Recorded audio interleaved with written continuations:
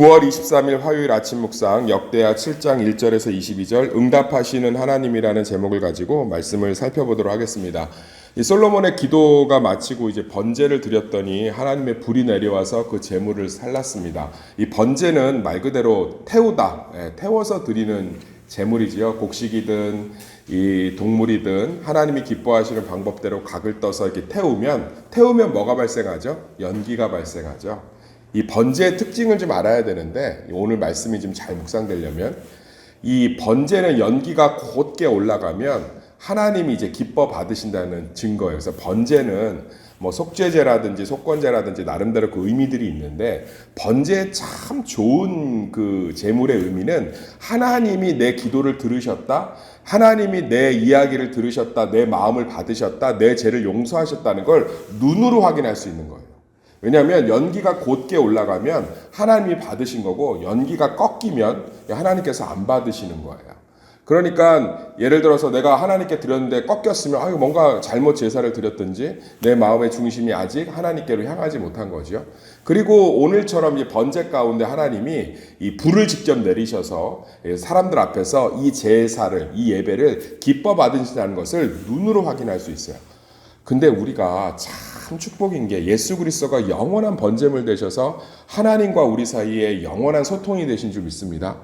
그러니까 구약의 사람들은 내 기도를 하나님이 들으시나 안 들으시나를 매번 확인해야 됐지만 왜 우리는 이러면 좀 좋겠다. 내가 기도하면 연기가 곱게 올라가면 기대하고 내려갈 수 있잖아.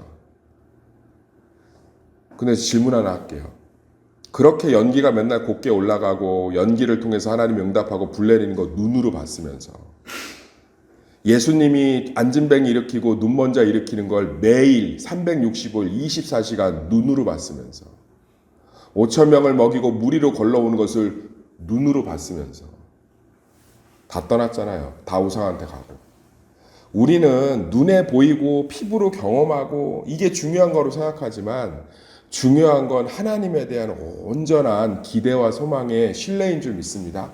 그러니까 예수 그리스도로 인해서 구약과 비교할 수 없이 내 작은 시름도 하나님이 다 들으신다는 믿음이 있을 때 우리 가운데 놀라운 하나님의 은혜가 넘치는 거예요. 연기가 맨날 곧게 올라가면 뭐예요? 우상숭배 다 했는데. 중요하지 않다니까요. 그러니까 우리는 이 영원한 번제물이 되셔서 예수 그리스도로 말미암아 우리의 모든 기도를 하나님이 들으신다고. 하나님이. 그 얼마나 그 위로가 돼요. 응답과 때는 하나님이 정하시는 거죠. 그건 우리가 정하는 게 아니에요. 심지어 우리 은행도 나의 신용도를 근거로 주는 금리와 대출 금액을 지네가 정하는데 불만 갖는 사람 하나도 없잖아요.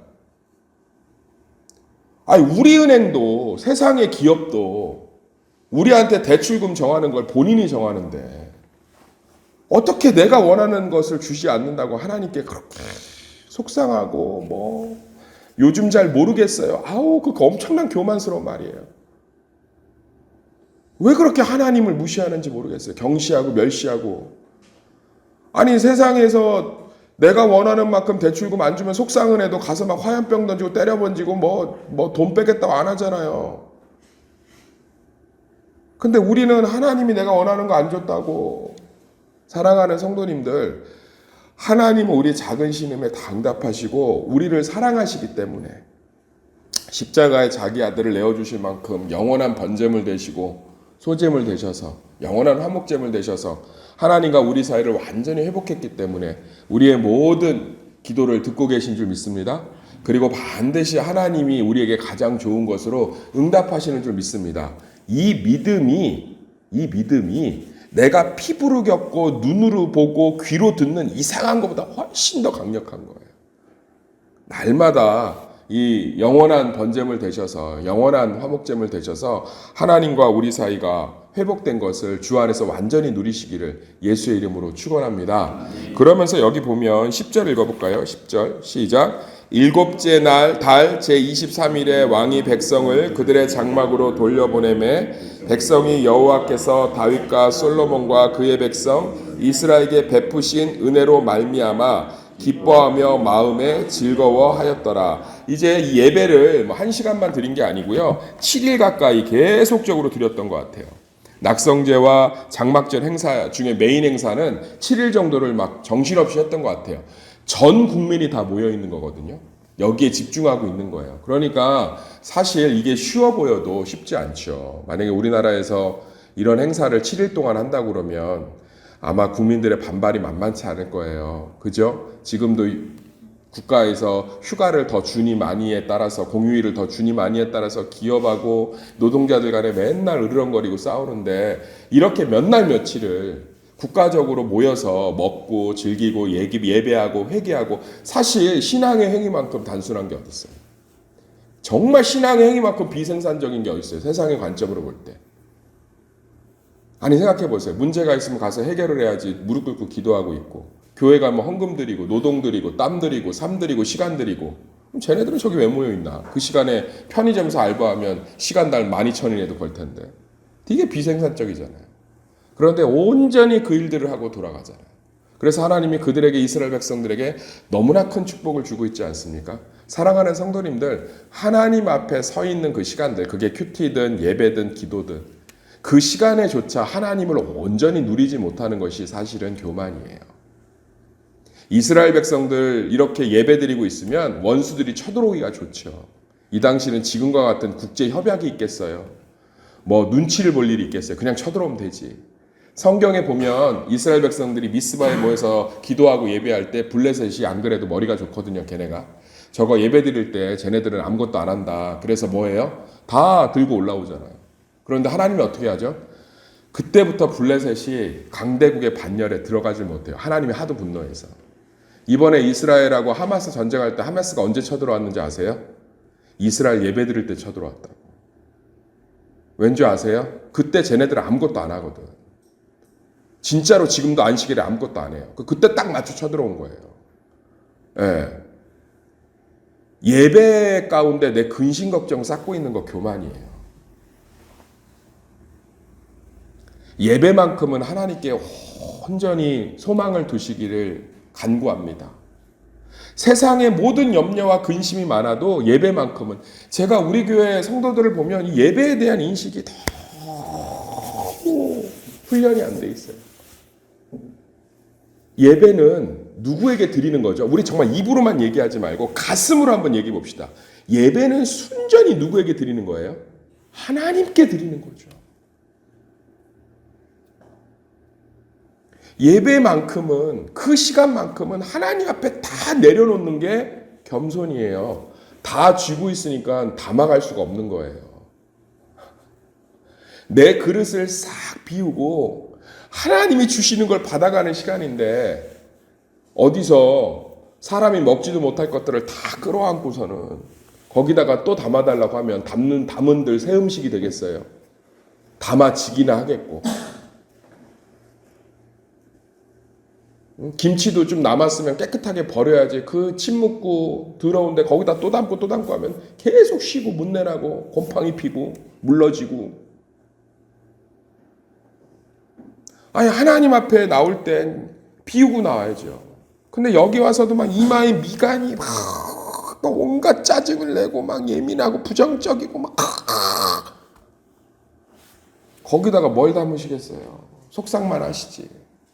그냥 7일 동안 아무것도 생각하지 않고 먹고 자고 주님만 보잖아요. 하나님 다 채워서 보내시잖아요. 예배드리고 있으니까 블레셋이 쳐들어오니까 어떻게 해요? 구약 성경 전체 역사상 이민족도 하나님은 긍휼을 베푸세요. 진노하다가. 왜죠? 하나님 얘기했잖아. 니누의 성 요나한테. 내가 창조한 창조물이라. 하나님은요. 이슬람인들도 사랑하고 이단에 빠진 사람들도 사랑하시는 줄 믿습니다. 우리한테야 신천지지만 하나님께는 영혼이죠. 창조한. 돌아오기를 얼마나 간구하시겠어요. 부모신데. 그런데 이방인들한테도 분노를 쏟으면서도 긍휼을 잊지 않는데 긍휼을 완전히 제거한 채 진짜 진멸한 민족이 블레셋하고 아멜렉이에요. 아멜렉은 이스라엘이 힘들 때 쳐들어왔고 블레셋은 예배드릴 때 쳐들어왔고 거의 그 블레셋이 나라의 기능을 그 뒤로부터 회복을 못해요. 싸그리 짓밟아 버립니다. 하나님께 집중한다는 건 하나님을 신뢰하지 않으면 안 되는 거예요. 하나님을 기대하고 소망하지 않으면 예배와 기도의 시간에 하나님께 온전히 올려드릴 수 없는 거예요. 믿으십니까? 하나님의 살아계심, 하나님이 나의 이 새벽 기도라고 할지라도 이것을 나에게 부르셨음을 인지하지 않으면, 받아들이지 않으면, 이 시간에 예수 그리스도, 내 공로가 예배 준비가 제대로 안 됐대. 예배 준비의 핵심은 예수 그리스도의 십자가를 믿는 건 줄 믿습니다. 뭐 얼마나 준비하면 하나님이 기뻐 받으시겠어요. 천사들도, 흠이 없고 티가 없고 죄가 없는 천사들도 하나님의 영광 앞에서 날개로 얼굴을 가린대요. 수치스러워서. 죄를 지은 적이 없는, 죄를 생각해 본 적도 없는 흠 없는 천사들도 하나님의 영광 앞에서 얼굴을 가린답니다.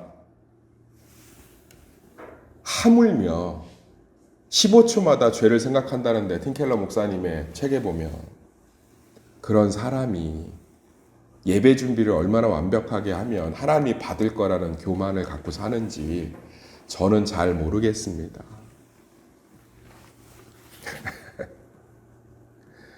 예배 준비를 완벽하게 할 수 있는 건 그리스도의 보혈이 덮이는 것 줄 믿습니다.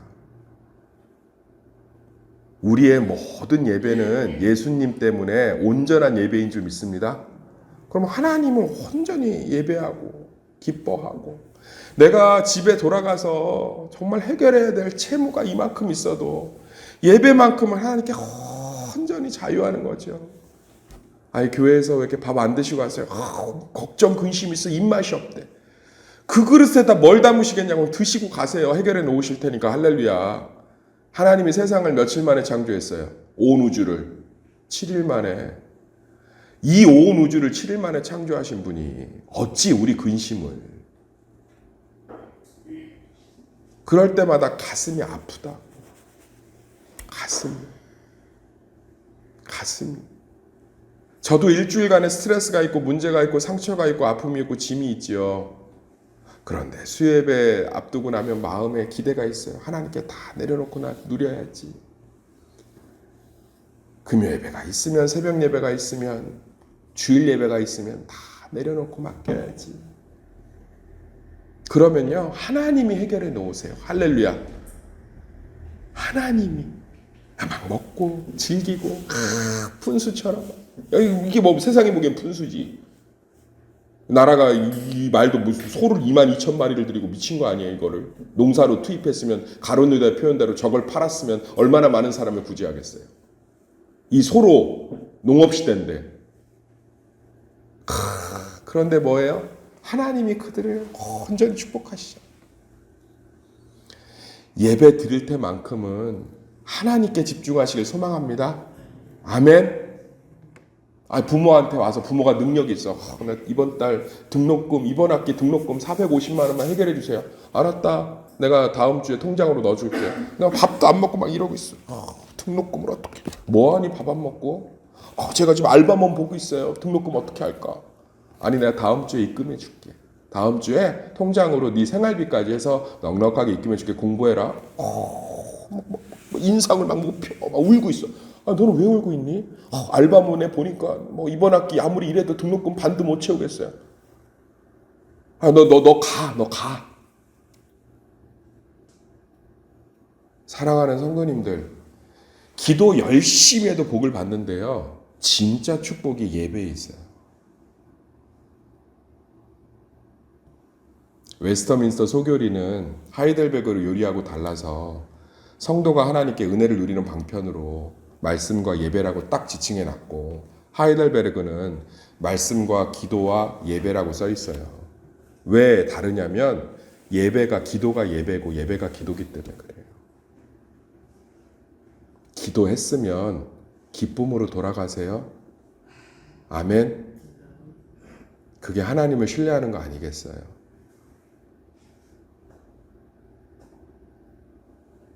기도를 했는데도 근심 걱정을 갖고 돌아가면 거기에다 하나님이 어떻게 담으실 수 있겠어요? 그래서 신앙은 너무나 축복인 거예요. 할렐루야. 날마다 주님께 나와 기뻐하고 자유하고 주님을 기대하고 소망하고 항상 기뻐할 수 있는 거예요. 범사에 감사할 수 있는 거예요. 쉬지 않고 기도할 수 있는 거예요. 할렐루야. 이 은혜를 누리시는 우리 성도님들 되시기를 예수의 이름으로 축원합니다.